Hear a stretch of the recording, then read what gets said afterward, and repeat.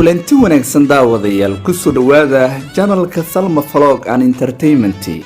haddaad nagu cusub tahay subscribe oo qaybta gaduudan ku dhufo isla markaana furo meesha gambaleelka ah si aad noola socoto oo aan muuqaalada aan soo gelin doono ay kuugu soo hordhacaan insha Allah.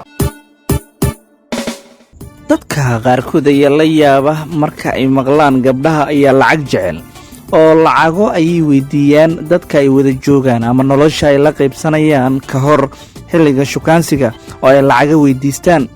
maxaad ula yaabaysaa gabdhaha qaarkood xilliga shukaansiga?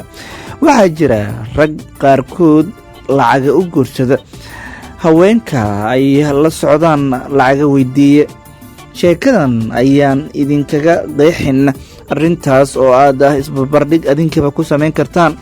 25 sano jir wiil dalalka Carbeed mid kamid ah ka soo jeeda ayaa aad u jeclaaday ugu dambeyntiina guursaday haweeney 95 sano jir ah. haweeneydan waxa uu ninkan dhalinta yar uu ugu doortay lacag badan oo ay haysatay. waxay u dhalatay wadanka Ingiriiska 300 milyan oo lacagta pound Ingiriiska una dhiganta 400 milyan oo dollarka Mareykanka ayaana akoonkeeda ku jira bangiga. haweeneydaas lacag ahaan oo ay leedahay iyadu way isguursadeen waxaana ay hadda wada joogaan nolol iyaga oo wada haysta. wiilkan Carbeed ayaa u muujiyay romantic iyo waliba nolol farxad ku dhisan. waxaase cajiib ahayd markii dhakhtarkeeda qaaska ah uu ku yiri wiilka 25 sano jirka Carbeed ee jacaylka iyo damacaba uu ku jiro in waayeeshan 95 sano jirka ah ay 40 sano hadda kadib ay marka la eego raashinka iyo qaab dhiska jirkeeda iyo sida loo qaabeeyaba ay rajo ka qabaan in ay sii noolaato inkastoo rabbiga inta qofka uu ugu talagalay uu noolaan karo.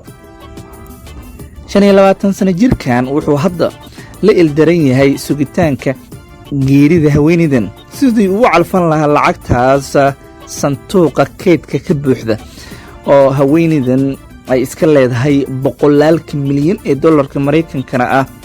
maxaad ula yaabaysaa gabdhaha inay ragga lacag ku doortaan? waayo ragga qaarkood baaba dumarka lacag ku doorta oo ayeydiis oo kale ayuu wiilkan lacag darteed u guursaday si uu lacagteeda u helo.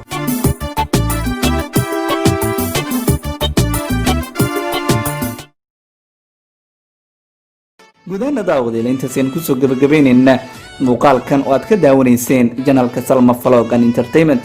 intaan muuqaalkan mid la mid isku arki doono sidaas iyo nabadgelyo.